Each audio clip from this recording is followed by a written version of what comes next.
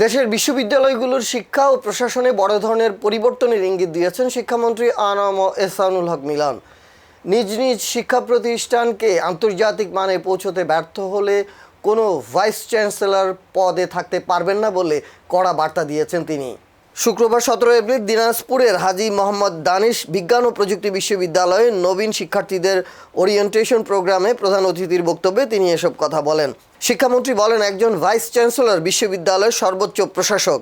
শিক্ষার মান উন্নয়নে তার ভূমিকার পূর্ণ হিসাব পর্যবেক্ষণ করা হচ্ছে।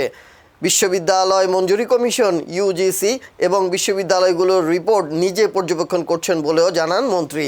শিক্ষা প্রতিষ্ঠানগুলোর কার্যক্রম বিশ্লেষণ করে আলাদা রিপোর্ট সংগ্রহ করা হচ্ছে। শিক্ষা ব্যবস্থার মান উন্নয়নে মন্ত্রণালয় বিশেষ সেল গঠনের কথাও জানান তিনি।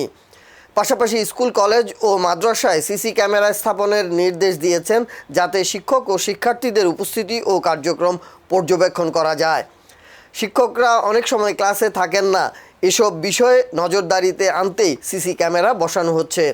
বিশ্ববিদ্যালয়ের ভিসি প্রফেসর ডক্টর এনামুল্লাহর সভাপতিত্বে অনুষ্ঠানে জাতীয় সংসদের হুইপ আখতারুজ্জামান মিয়া, দিনাজপুর 1 আসনের এমপি মঞ্জুরুল ইসলাম মঞ্জু, দিনাজপুর 2 আসনের এমপি সাদিক রিয়াজ চৌধুরী পিনাক, দিনাজপুর 3 আসনের এমপি সৈয়দ জাহাঙ্গীর আলম সহ বিশ্ববিদ্যালয়ের ঊর্ধ্বতন কর্মকর্তারা উপস্থিত ছিলেন।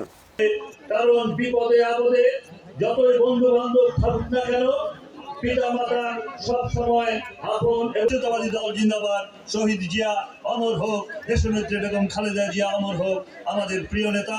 বর্তমান এই বিশ্ববিদ্যালয় ক্লাসরুমে লেখাপড়া, গবেষণা, ল্যাব এগুলি উন্নয়নের জন্য যা যা দরকার করতে হবে, ইতিমধ্যেই প্রায় 500 কোটি টাকা এই বিশ্ববিদ্যালয়ের নামে হয়েছে।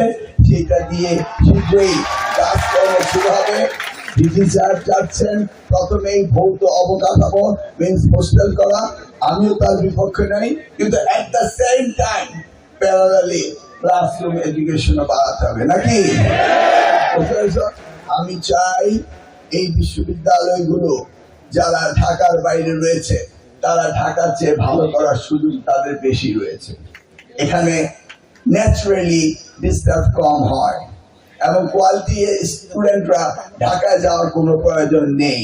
আজকালকার দিনে স্ট্যান্ডার্ডাইজেশন হয় ইউনিভার্সিটি থ্রু দ্য রেটিংস।